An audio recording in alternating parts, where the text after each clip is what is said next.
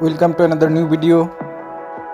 In this video you will see how to fix WhatsApp auto logout problem. Please follow complete the process.